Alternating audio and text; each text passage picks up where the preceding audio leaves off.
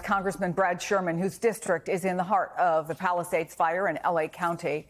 First of all, let me say, Congressman, I'm glad that you and your family are safe in Washington, but I'm sure you have many family and friends, besides constituents, obviously, who are caught in the middle of this. What are you hearing about the situation on the ground? Obviously, it's tough. The Palisades fire has caused 30,000 people to evacuate. So far, thank God, we don't have any deaths. Of course, heart goes out to the folks affected by the Eaton fire, where they have had a couple of deaths.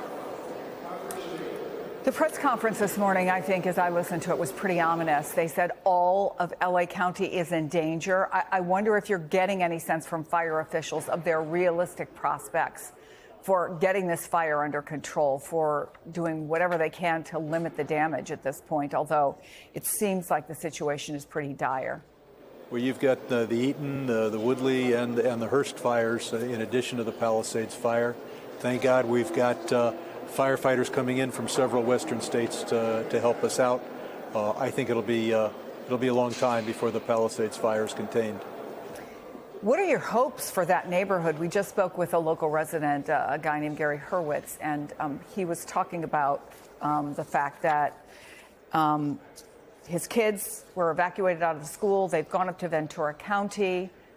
They've gotten basically as far away as they can because it's obviously been a traumatic experience. But he actually watched video on local news to see that he thinks that his house isn't standing anymore. Do you have any sense right now of the extent of the damage? We're talking about 1,000 structures so far, and we're in the middle of this. We have no idea what it'll be before it's all out. I want to urge everyone in the area to prepare their to-go bag, to be ready to leave if they're directed to do so. I want to remind them that if you face a mandatory evacuation, your fire insurance should cover the hotel costs. But we do have evacuation centers at Westwood Community Center, and they'll let you take your pets there, or at El Camino Charter High School. So don't hesitate, and certainly if you're told to leave, leave, and be prepared to leave. Congressman, if you could stay with me for a second, I want to bring in NBC's Vaughn Hilliard, who is reporting on concerns surrounding President-elect Trump's repeated threats to deny wildfire assistance to California. Vaughn, what can you tell us about that? Right. This goes back to his first administration, but also as recently as a campaign stop that he made in the Coachella Valley in October, in the weeks before his 2024 election. I want to let you listen to some of President-elect Trump's past comments about his criticisms of Governor Newsom and forest management in California. Take a listen. We won't give him money to put out all his fires. And if we don't give him the money to put out his fires, he's got problems. He's a lousy governor. We're going to take care of your water situation, and we'll force it down his throat.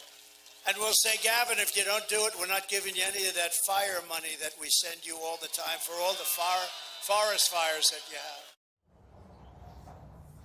Of course, this is a longstanding fight that the president-elect has waged with particularly the governor of California, suggesting that they are not putting enough resources towards wildfire management, forest management. To be very clear, billions of dollars have been approved by Governor Newsom and the California Assembly towards forest management over these years. Of course, another issue of concern here is the amount of water supply down in through the Palisades and the extent to which Los Angeles County had the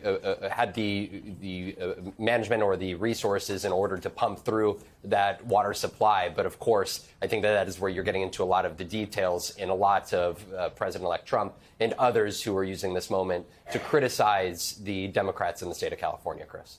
Vaughn, thank you for that. So, Congressman, I mean, you have the threats by Donald Trump. That local resident in Pacific Palisades that I told you about, Darren Hurwitz, he talked about his concerns about taking climate change and its impact more seriously. With the incoming administration, what's your level of concern? Well, thank God President Biden has already approved the firefighting grants, and I'm leading a group of members of Congress and working with Senator Padilla and Schiff to get a major disaster designation.